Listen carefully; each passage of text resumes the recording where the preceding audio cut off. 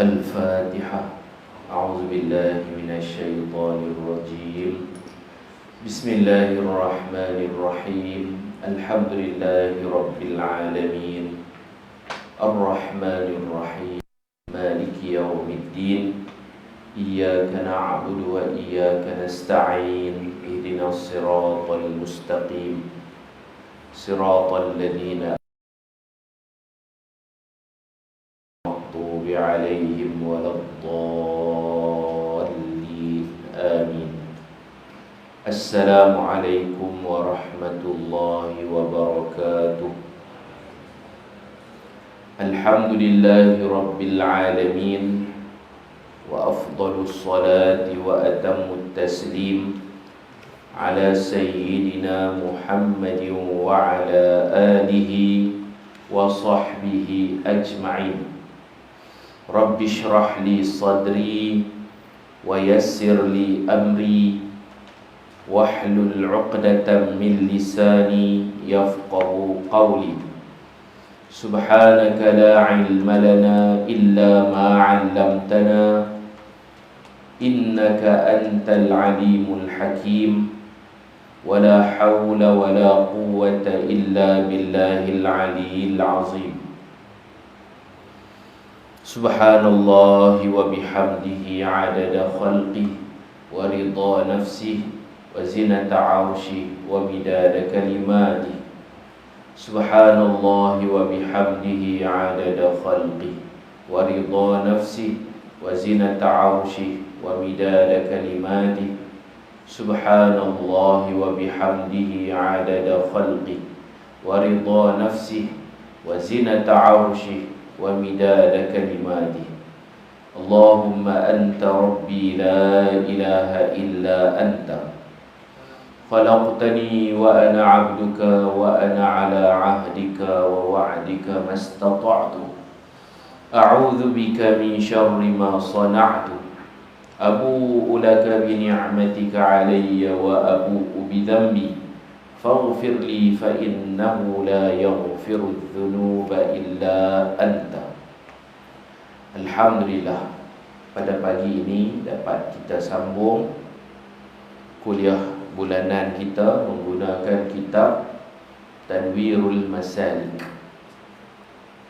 Kat mana kita berhenti? Apa? 67. Tahqiq no? Bismillahirrahmanirrahim. Begitu juga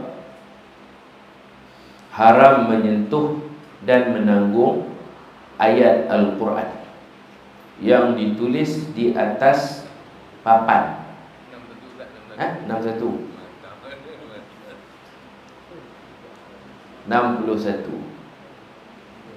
Perkara yang membatalkan wuduk ketiga: bersentuhan kulit lelaki dan kulit perempuan yang ajnabi, yang boleh kahwin.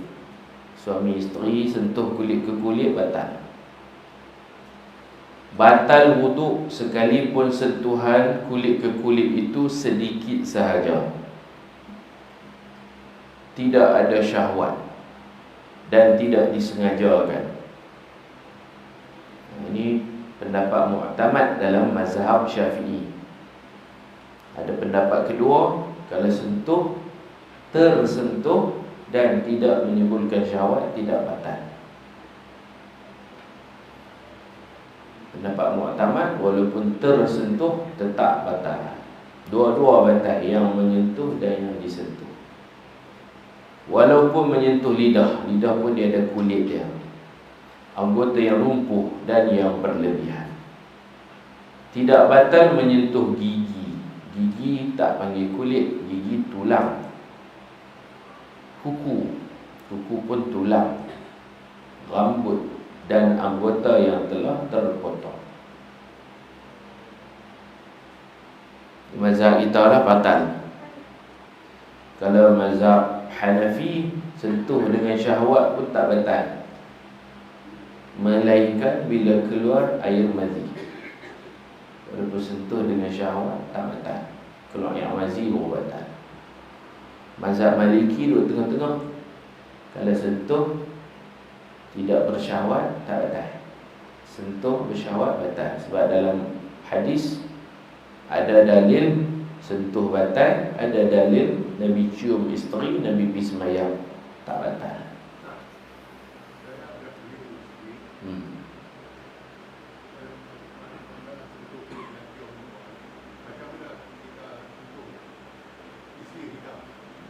Batal. Kalau ikut mazhab Syafi'i batal.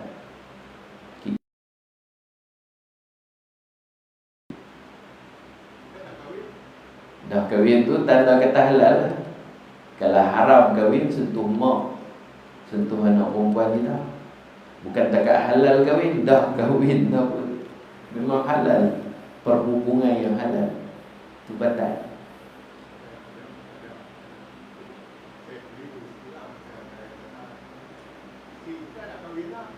Ya, dia bukan masalah kahwin dah ke belum kahwin. Dia kira status tu kita dengan dia bukan sedarah sedaging. Bila sentuh orang perempuan yang bukan darah daging, Arab panggil ajnabi, kita asing dengan dia,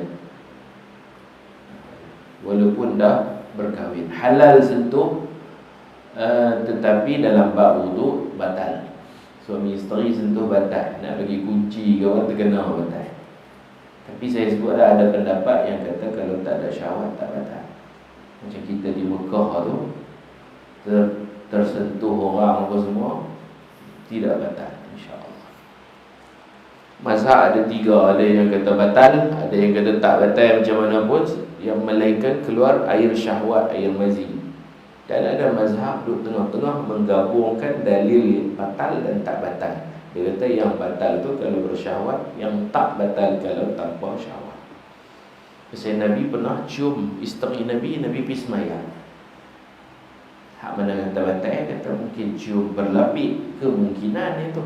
Tapi biasanya bila sebut cium tu, cium daerah lah, cium dahi ke, cium pipi gitu. Dan Nabi pernah semayang. Nabi semayang sunat di rumah kecil, lampu pun tak ada. Isteri duduk tidur unjung kaki. Bila Nabi nak sujud, Nabi nak bagi tahu, kata aku nak ambil ruang nak sujud, Nabi sentuh kaki Sayyidatina Aisyah. Sayyidatina Aisyah angkat lutut dulu, pacak lutut, Nabi sujud.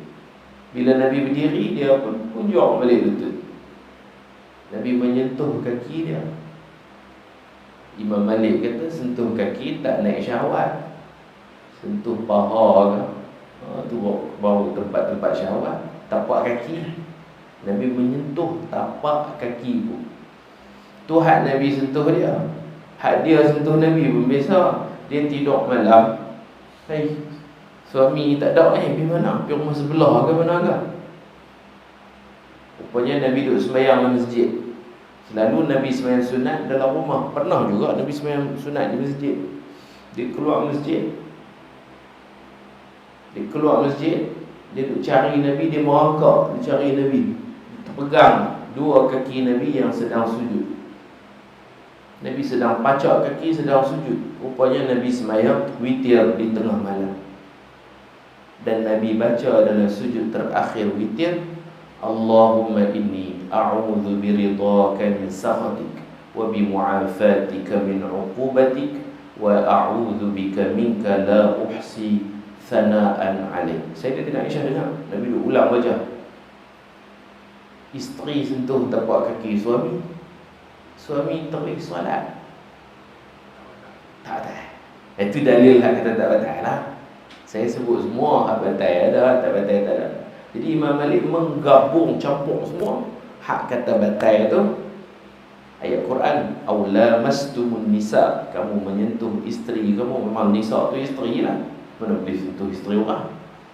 Kau sentuh isteri kau, batal. Quran kata dalam pengamalan Nabi, Nabi sentuh isteri ketika nak sujud.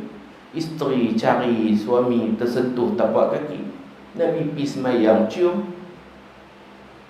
Takkan Nabi tak beramal dengan ayat. Bagi orang yang nak berhujah, dia kata boleh jadi Nabi pakai stukin, kod, ihtimal. Tapi tak mesti. Kalau ada pakai stukin, tentu dinyatakan. Jadi kita tak payahlah Nak apa? Nak kata macam mana tak?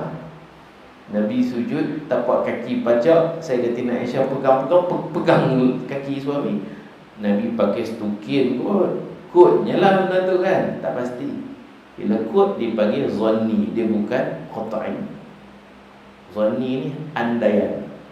Bagi yang kata batal, mungkin Nabi pakai stukin. Bagi kata tak batal, tak sebut stukin, kira tak pakai.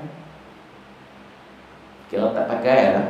Macam kita duduk sujud benda pakai stokin.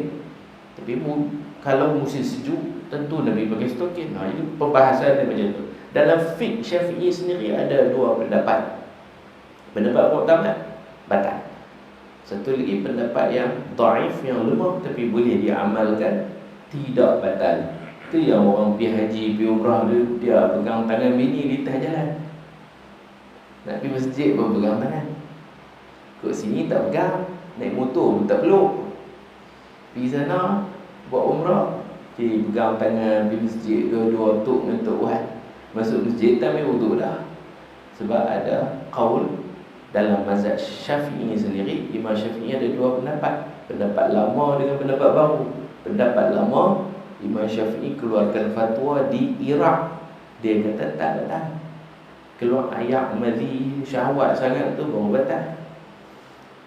Lepas itu Imam Syafi'i duduk di Mesir, dipanggil fatwa baru. Dia ada fatwa lama dan baru. Bila dia berubah, dia duduk di Mesir, dia kata batal. Maka ulama tengok ini mu'tamad, ini tak mu'tamad. Tapi boleh kita pakai dalam mazhab kita sendiri tanpa perlu taklid mazhab Imam Malik. Bagi orang yang duduk di Mekah buat haji umrah, kalau dia niat di hati aku taklid mazhab Imam Malik, maka wuduk dia pun kena bersiap sedia dengan cara Imam Malik. Kepala kena sapu seluruh kepala, basuh tangan kena gosok keluar daki, takut keluar bulu sekali ya. Dalam ihram, dalam mazhab Imam Malik, gosok tu wajib. Bukan dekat basuh gitu ya, kena gosok, kena tonyuh daki. Kalau mandi wajib pun kena gosok. Takkan mandi walaupun kata ayat tak sah. Tidak dinamakan mandi kalau tak gosok. Tak dinamakan wuduk kalau tak gosok. Gosok dalam mazhab Imam Malik wajib. Sapu seluruh kepala wajib. Jadi mudahnya tak payah taklid mazhab lain. Mazhab kita sendiri pun Imam Syafi'i biasa kata tak batal, tapi dia ubahlah pendapat dia tu. Bila dia hidup Mesir, dia ubah. Dia kata apa yang aku kata tak batal itu sebenarnya batal. Sebab umur makin bertambah, tempat pun berubah, ilmu pun bertambah, dia renung balik, dia kata batal. Jadi jangan sengaja lah kita salah dengan diri kita. Tapi kalau terkena, tak apa lah.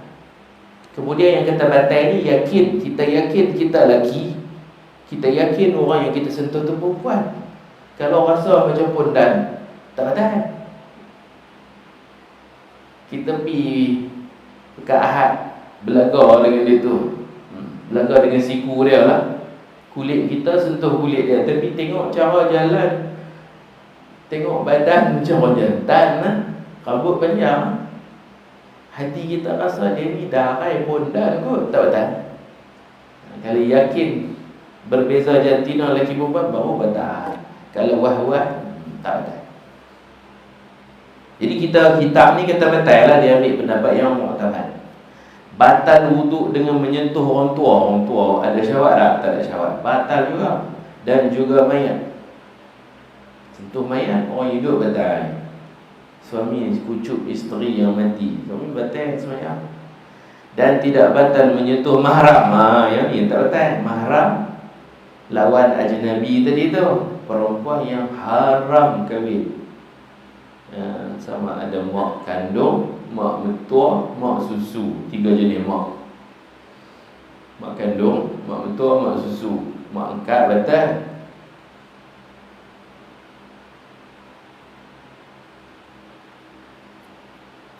Dan kanak-kanak yang belum diingini pada kebiasaannya, tak batal. Kanak-kanak yang belum diingini ni ada kata 7 tahun ke bawah, ada kata belum 10 tahun, khilaf ulama. Kalau dah 10 tahun tu dah besar dah budak perempuan tu, kita tak boleh sentuh dia. Sentuh berdosa. Yang kedua batal wudu. Tidak batal wuduk jika dia ragu-ragu. Perempuan ke pondan, adakah dia menyentuh perempuan atau lelaki, menyentuh rambut atau kulit, mahram atau ajnabi? Itu tak pasti, tak batal. Yang keempat, menyentuh kemaluan manusia dengan tapak tangan dan perut jari. Kemaluan dia sendiri atau kemaluan orang lain? Kemaluan manusia, kemaluan binatang tak batal. Batal wuduk walaupun menyentuh dalam keadaan terlupa dan tanpa syahwat, sama ada kemaluan depan atau belakang. Belakang tu bulatan dubur tu, tempat keluar najis, baru batal. Kalau papan punggung tak batal wuduk. Bulatan dubur tu sentuh dengan tapak tangan baru batal. Sama ada kemaluan lelaki atau perempuan, kemaluannya sendiri atau orang lain, walaupun kemaluan mayat, kanak-kanak, kawasan pangkal zakar yang terpotong, sekalipun sudah ditutupi dengan kulit. Ini orang panggil transgender lah. Dia potong kemaluan, dia ubah jantina. Jadi tempat asal kemaluan tu kalau dia sentuh, batal. Atau kemaluan yang tidak berfungsi, kemaluan yang sudah dipotong dan menyentuh dengan tangannya yang lumpuh, semua tu batal.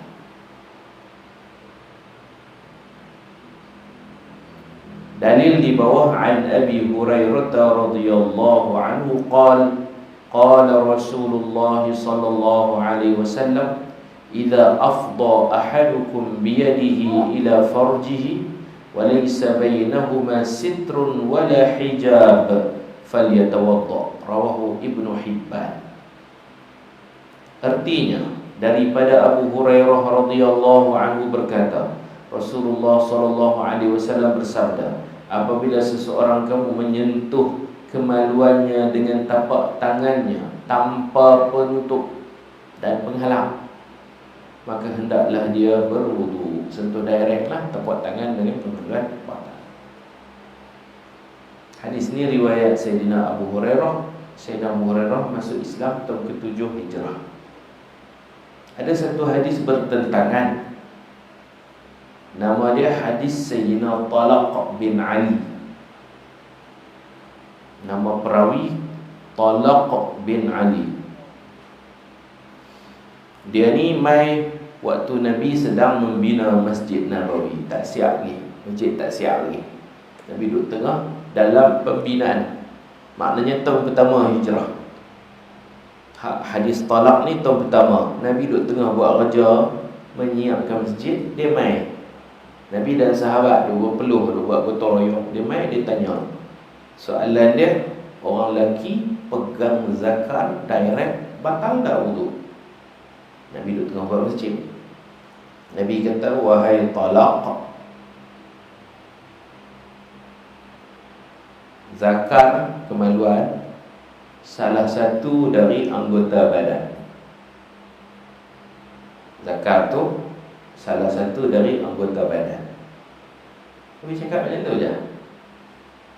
Sayyidina Talaq ni faham tak batal lah, sebab pegang telinga batal ya? Pegang hidung, pegang dagu, semua tu anggota badan. Nabi tak kata batal, Nabi tak kata tak batal. Nabi kata tidaklah, maaf cakap no, tidaklah zakat itu melainkan ia satu anggota dari anggota badan. Dia punya faham tak betul lah. Aku pegang telinga, pegang hidung, pegang dagu, pegang pipi, betul, anggota badan. Jadi ada hadis pegang zakat termasuk farad lah, kemaluan, termasuk dubur, semua tu kemaluan depan belakang, tak betul. Tapi ulama melihat tarikh, date. Dia mai tu Nabi tak siap lagi masjid, baru sampai Madinah lah. Projek Nabi mula-mula sampai Madinah buat masjid, Masjid Quba, Masjid Nabawi kan. Lepas dah siap tak buat dah. Tahun pertama yang kita baca pagi ni, Sayyidina Abu Hurairah, dia masuk Islam tahun ke-7. Jadi mana yang terkini, yang latest? Hurairah, itu cara dia. Kita tak mau mengajar fiqh ya, kita nak mengajar usul akad fiqh tu mai kat mana. Yang mazhab Syafi'i kata pegang ni betul. Pegang siapa punya? Pegang kita punya ke pegang orang punya nak pegang pun benar kan? Tapi selalu berlapik lah. Berlapik tak betul. Ada kain tak betul. Dimasuk tangan gerak garu tu betul. Pasal Sayyidina Umar dia masuk Islam tahun ke-7. Dia lewat. Tapi dia anak murid Nabi yang paling cerdik sekali. Mengaji bukan mesti lama, sungguh-sungguh. Dia mengumpulkan hadis Nabi sangat banyak.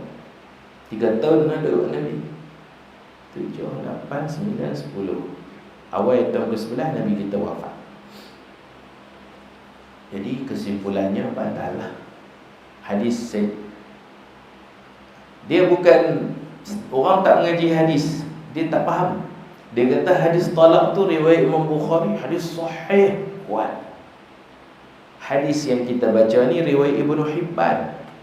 Dia duk lawan begitu, Bukhari dengan Ibnu Hibban, Bukhari kuat lagi. Tak batal itu lebih kuat. Bukan macam tu. Bukan mesti hadis tu sahih dia kuat. Bukan mesti setakat hadis sahih boleh diamalkan. Banyak hadis sahih tapi sudah dimansuhkan. Nak kena tahu banyak benda. Hadis ni pun sahih, sahih Ibnu Hibban. Jadi cerita dia di awal Islam pegang zakat, usuk tangan pegang dalam tak betul. Kemudian hukum itu sudah dimansuhkan. Ada dua, Abu Hurairah dengan Talaq bin Ali. Talaq tu macam cerai nama orang. Bukan cerai, nama orang. Talaq bin Ali. Baik. Hadis talaq Nabi tak siap lagi masjid, dia tengah buat. Oh, cerita masjid saya pun cerita. Masjid kita Mahat Taujih pun tak siap lagi. Kapet. Masih dibuka peluang wakaf kapet. Sekaki RM20. Sekaki RM20. Kapet tu sekaki 14. Tapi hak pelapik bawah, layer bawah tu kita ambil yang tebal, yang tahan lama, RM4, 18. RM2 lagi tuan-tuan niat wakaf umum. 14 tambah 4, 18. Alang-alang kita kata 20 lah. 2 lagi tu wakaf umum. Kau nak beli meja ke, beli apa kan? No? Seorang sekaki RM20. Boleh wakaf untuk diri sendiri atau niat kepada mak, ayah, tok wan. RM20. Ayah saya dulu kalau orang buka peluang wakaf, dia kata kurang-kurang 2 kaki. Pasal nak masuk syurga sekaki macam mana? Ayah saya lah. Dia kata kalau nak masuk syurga sekaki, jengkek ya. Jengkek ya. Dia kata kurang-kurang kena 2 kaki. Jadi dibukalah peluang wakaf. Kapet 4 nak sujud. Kita beli kapet elok lah, kapet tebal, pelapik dia pun tebal. Baik. Kapet dia tak pasang lagi, satu lagi karan tak masuk lagi. 2 tu je. Dalam 45,000 lagi siap lah. 45,000 lagi siap. Bangunan dah siap, cat dah, pintu tingkap semua dah ada dah. Bilik ayam pun dah nak siap. Hampir siap. Yang belum lagi kapet. Kapet tu 1,900 kaki, 1,980 kaki. Total dia 33,000 kapet saja. Kita cari hak elok lah, boleh tahan lama sikit. Jadi dibuka lah siapa-siapa nak mewakaf, dialu-alukan. Baik, kita sambung. Tak mana lagi? Tidak batal jika ragu-ragu. Yang keempat, sentuh kemaluan. Batal wuduk walaupun menyentuh dalam keadaan terlupa dan tanpa syahwat. Sama ada kemaluan depan atau belakang, sama ada kemaluan lelaki atau perempuan, kemaluannya sendiri atau orang lain. Walaupun kemaluan mayat, kanak-kanak, kawasan pangkal zakar yang tidak baca dah ni. Muka surat 62. Tidak batal wuduk menyentuh kemaluan binatang. Menyentuh kemaluan manusia dengan hujung-hujung jari. kan tapak tangan kan, ujung jari digaru macam tu tak batal. Atau dengan mengepitnya antara jari-jari, atau menyentuhnya dengan tepi tapak tangan. Ini tadi kepitnya tu tak batal. Depan ni je batal. Mana bercantuman ni batal. Jari ibu dia kena buat macam ni baru bercantuman. Kawasan ni dipanggil telapak tangan. Kemudian tidak batal wuduk disebabkan muntah. Ni mazhab Hanafi batal ni. Muntah sepenuh mulut. Mazhab Hanafi batal. Mazhab kita tak batal. Kenapa dia beritahu? Pasal sunat berwuduk selepas muntah. Merai khilaf. Bila ada orang muntah, dia sunat ambil yang sembahyang. Walaupun tak batal dalam mazhab kita. Merai mazhab lain. Berbekam ni maknanya keluar darah. Muntah keluar najis. Bekam keluar darah. Darah tu najis. Bila najis keluar dari badan, maka ia membatalkan wuduk dalam mazhab Hanafi. Mazhab kita tak batal.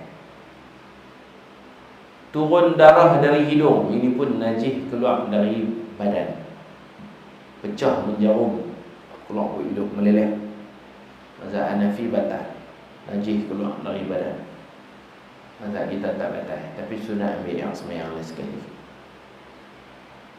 Ketawa kuat ketika sedang solat. Tengah-tengah duduk solat, gelak ha. Mazhab kita batal solat. Ayat sembahyang tak perlu ulang. Solat je batal. Mazhab Hanafi dua-dua batal. Solat batal, ayat sembahyang pun batal. Dia kena pergi ke kolam ambil wuduk lain. Gelak, tengah sembahyang gelak. Siapa dia gelak tu tahu lah. Dia duduk belakang, dia tengok ada pakcik tu budak buat pelari bangku. Pakcik tu dia tu terlentang, dia gelak tu lah. Contoh kan viral kan, budak-budak. Jadi siapa sembahyang atas kerusi nak duduk kena raba. Tak pergi duduk terlentang, kepiuh lenting belakang. Kesian, retak tu lama. Budak tu pun tak sengaja dia nak sembahyang, tapi ayah dia lari kerusi. Budak-budak kan. Hati-hati ya. Ramadan hari tu budak selak kain ayah. Masuk keliting-keliting selak. Yang anak belakang pun rakam, gelak tak tegur. Jadi kalau kita tengah sembahyang nampak macam tu, kita pun tergelak. Gelak batal sembahyang. Ayat sembahyang batal tak? Mazhab kita tak batal. Mazhab Hanafi batal. Maka sunatlah kita pergi ambil sembahyang sekali lagi. Merai khilaf. Pasal yang tahu batal tak batal ni Allah. Ulama ni dia berijtihad. Dia ni rasa batal, dia rasa bukan main rasa, dah ada dalil-dalil yang mereka gunakan. Elok ambil sembahyang lain lah. Bayar sekali lagi. Disebut dalam tajuk Al-Qahqahatu fi Shalah. Ketawa kuat ketika sedang solat. Tapi kalau takat senyum je tak batal. Senyum walaupun nampak gigi ke, tak keluar suara tak batal. Senyum tak keluar suara tak batal solat, tak batal wuduk. Tengok budak tu selak kain ayah dia, kita senyum renyah, tak ada. Kena keluar suara gelak gitu batal. Sehingga berbunyi lafaz suara keluar, batal. Batal solat. Dalil di bawah.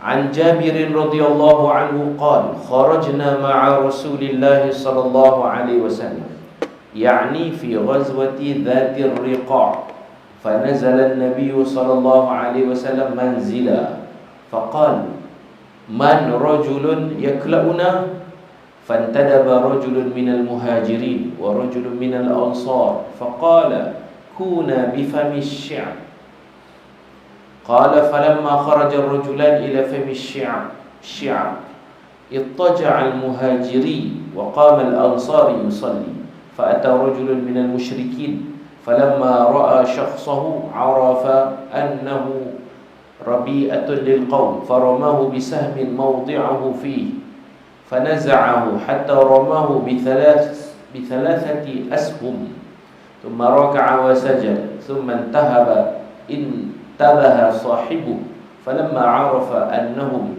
qad nadhiru bihi haraba walamma ra'a al-muhajirin wa ma bil ansar min ad-dam qala subhanallah ala anbahtani awwala ma rama qala kuntu fi suratin aqra'uha falam uhibba an aqta'aha rawahu Abu Dawud. Artinya daripada Jabir radhiyallahu anhu berkata, kami keluar bersama Rasulullah sallallahu alaihi wasallam di dalam peperangan Zat Ar-Riqa. Perang ni dipanggil Zatul Riqa, yang mempunyai beberapa tampalan. Itu makna dia. Pasal Nabi di perang ni, Nabi pakai baju yang Nabi jahit, Nabi tampal di beberapa tempat. Riqa, tampai sini, tampai sini, tampai sini. Nabi pakai baju, bukan baju baru lah, baju lama. Nabi ada baju lama, ada baju baru, ada baju mahal, ada baju murah.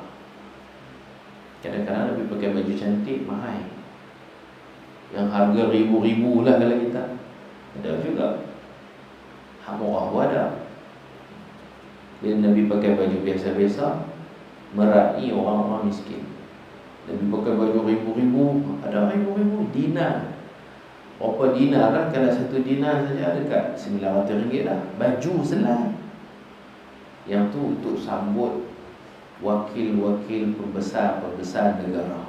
Orang bukan Islam pun mai ke Madinah, mai duduk undi, mai bincang. Nabi pakai hak sakan, mahainya. Ada corak sutra kat sini, ada corak sutra kat sini, belahan. Ada beberapa tempat sulam benang sutra. Macam tu lah. Dia duduk dengan orang-orang miskin ni, dia pakai biasa-biasa lah. Ada ulama tulis gaya, style Nabi, politik Nabi untuk meraih semua golongan. Untuk meraih semua golongan. Untuk bangsawan, orang luar, takkan nak pakai lekeh. Mereka pun main pakai hebat. Itulah.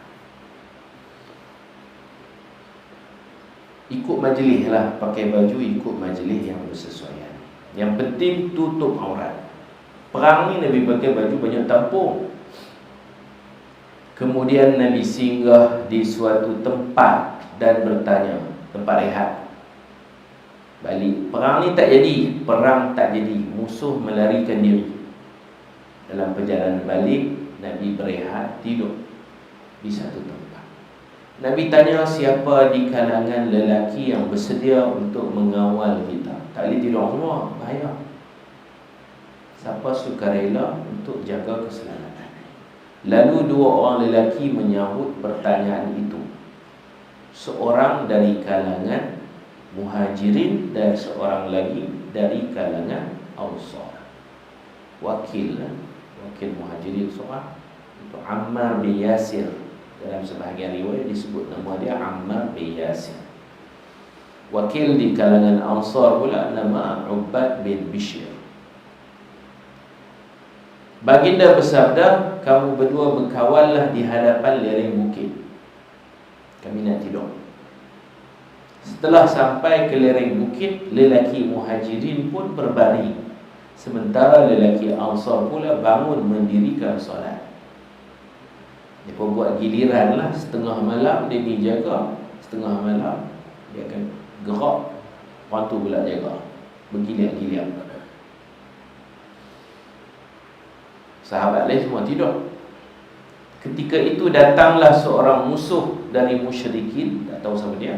Beliau merenung dan mengetahui bahawa lelaki yang sedang solat itu adalah seorang pengawan yang ditugaskan mengintip musuh. Maka si musyrik ini terus memanahnya dan kena tepat pada badannya. Lelaki yang sedang solat mencabut anak panah yang hinggap di badannya, sehingga dia dipanah dengan 3 anak panah, dan dia tetap meneruskan solat dengan rokok dan sujud. Nah, abang kata bekam itu keluar darah, batal wuduk dah. Tak, bukan kata wuduk je, solat pun tak batal. Kita tengah solat, kalau keluar darah, boleh terus solat. Boleh teruskan solat. Ikut mazhab Syafi'i. Darah najis, betul ya najis, tapi dia tidak membatalkan wuduk. Yang batal wuduk ni keluar dari kemaluan. Bukan mesti keluar najis, keluar angin yang tak najis pun kalau keluar kok kemaluan batal. Keluar sesuatu dari kemaluan, keluar ulat ke, keluar angin ke, keluar air kencing ke, keluar najis, tai ke, apa ke, batal. Bukan mesti najis, angin tak najis, kentut tu bukan keluar najis, keluar angin je, batal. Sebab kemaluan. Jadi Imam Abu Hanifah faham sebab najis. Najis keluar dari hidung, darah, batal. Najis keluar dari mulut, muntah, batal. Bekam, najis keluar dari badan. Dia buat kesimpulan itu. Imam Syafi'i kata tak boleh kira begitu.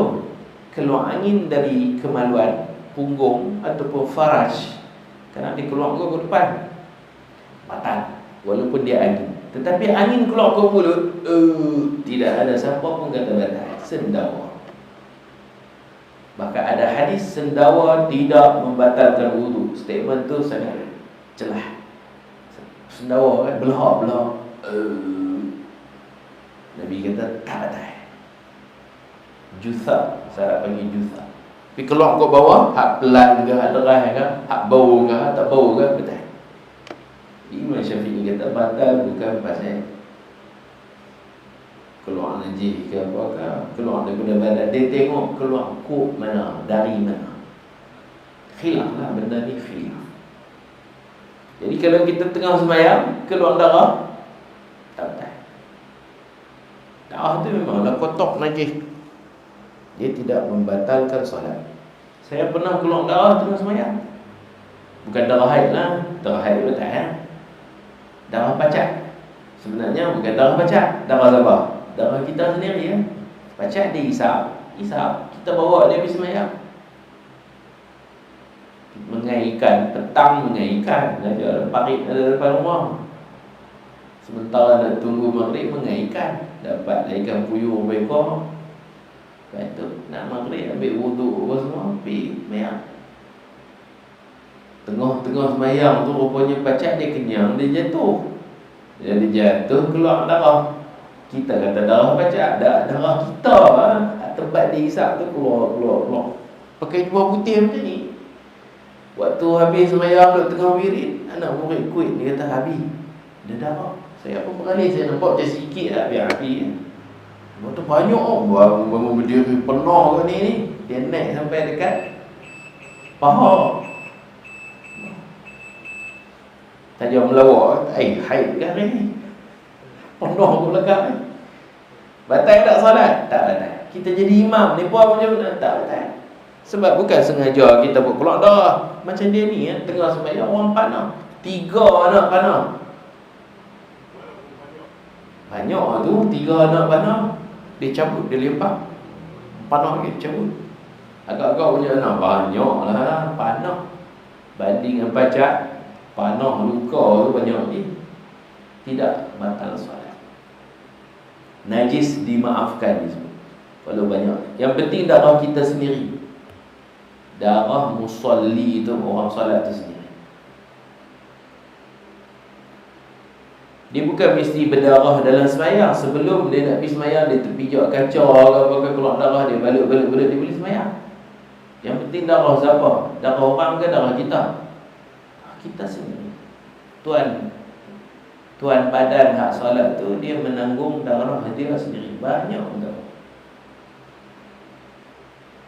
Yang kata darah sikit dimaafkan, banyak tak dimaafkan. Yang tu darah orang kecil main kena kita.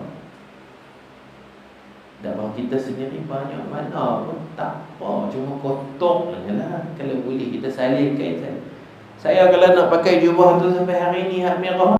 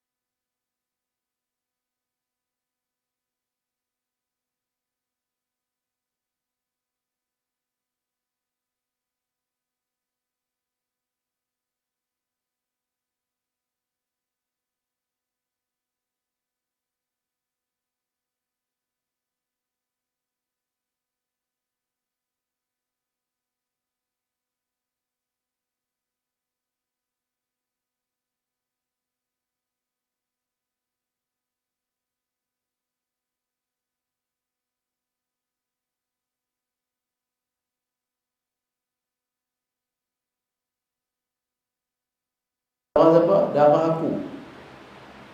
Kita tak pakai mau main duit. Kita tak nak ya.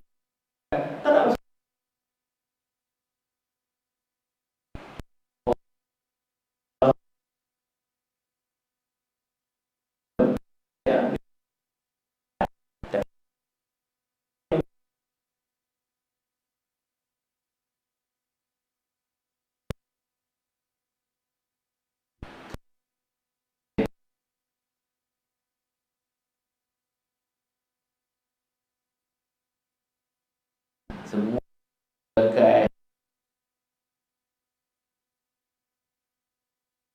Yang ketiga, darah ni sedikit atau banyak.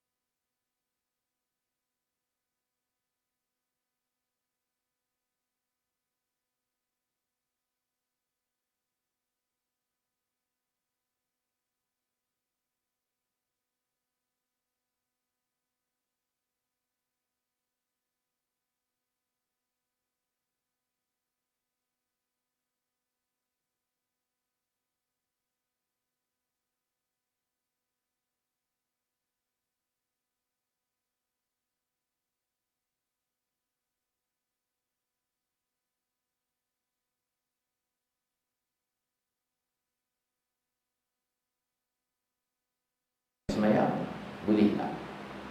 Kita tak elok lah semayang darah-darah ni kan. Kadang-kadang macam kita tak tahu, tak perasan. Lepas semayang baru kita tengok. Nak kena semayang ulang sekali lagi ke tak payah? Ulang.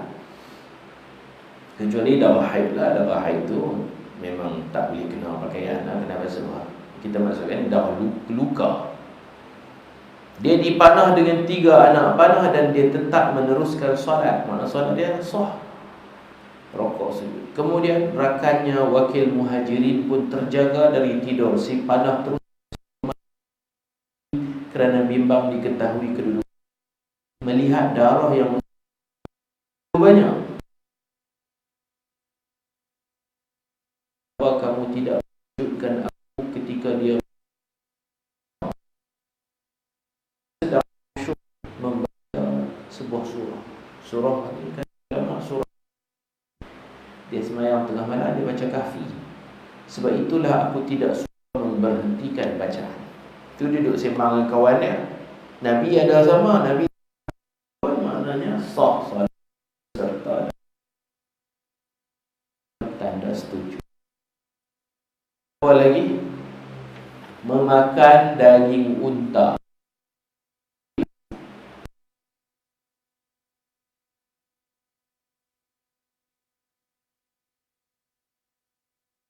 Betul unta.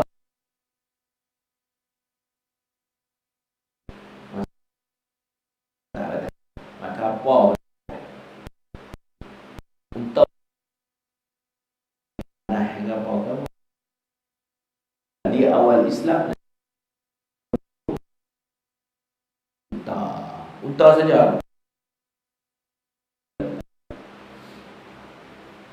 Lepas itu dimasuk. Walaupun macam tu dah ada khilaf. Unta. Di Mekah ada restoran anak unta. Tak tahulah anak ke ibu ke apa, tak tahulah. Dipanggil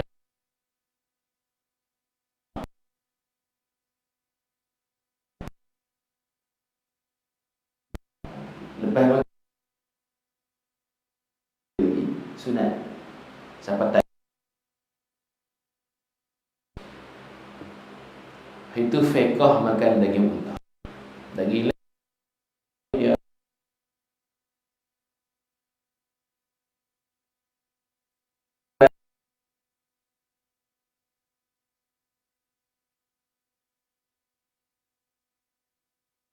sa'ala Rasulullah sallallahu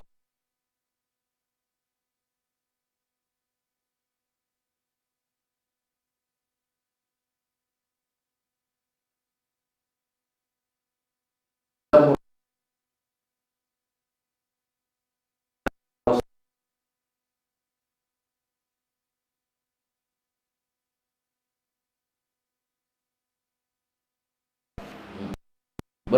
tak? Kata Nabi suruh pula. Aku, ya.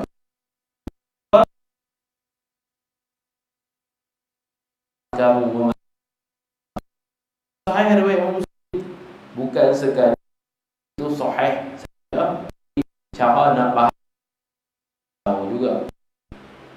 Dia bukan semudah sunnah itu. Bukan macam tu, tak semudah. Baik, an Jabir radhiyallahu anhu sallallahu alaihi wasallam tarkal wudu mimma ghayyarat an-nar, rawahu Abu Dawud wan Nasa'i. Artinya daripada Jabir radhiyallahu anhu berkata, sebelum Nabi wafat, baginda diperintahkan untuk meninggalkan berwudu, tidak perlu berwudu dari makanan yang disentuh api. Makanan yang berubah dari mentah kepada masak, goreng ke, bakar ke, gulai ke, dia berubah. Termasuk mentah, hadis ni umum. Apa-apa yang dimasak tak perlu berwudu. Bahkan kata ulama, kalau makan mentah pun tak payah ambil wudu. Wudu kerana keluar, bukan kerana masuk. Wudu kerana keluar, keluar angin, keluar najis, bukan kerana masuk makanan. Hatta kalau makan makanan haram, makan khinzir pun tak batal wudu. Batal lagi makan mentah. Makan baju batal wudu. Batal wudu. Makan kayu pun tak batal wudu. Kerana wudu bila keluar, bukan ketika masuk dalam mulut.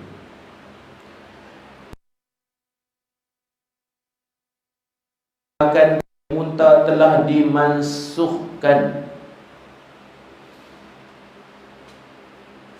Ia diamalkan untuk meninggalkan berwudu, yakni tidak perlu wudu dari makanan yang disentuh api. Sama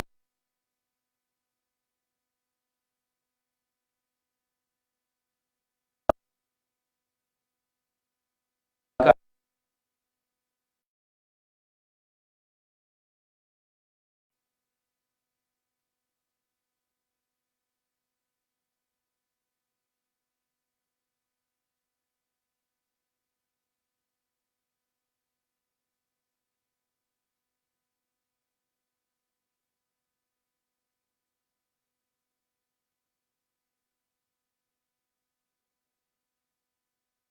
Tapi kalau unta tu mati sendiri jadi bangkai, semua makan pelik ya.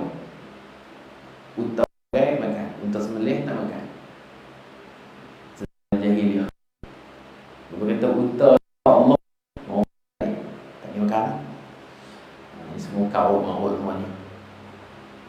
Namun disunatkan juga berwudu selepas memakan daging unta supaya dapat meraih pendapat yang mewajibkan wudu, iaitu pendapat mazhab Imam Ahmad Hanbal rahimahullah. Kita berhenti takat ni dulu.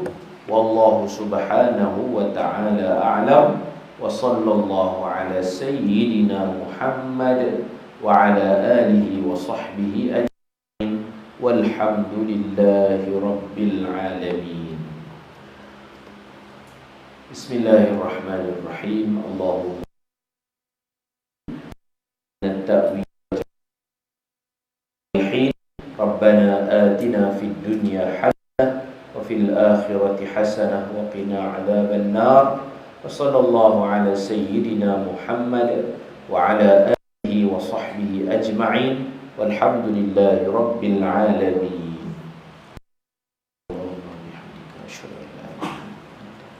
Astaghfiruka wa atubu ilaik. Bismillah. Innal insana lafi khusr illa alladhina amanu wa tawassaw bil haqq wa tawassaw bis sabr.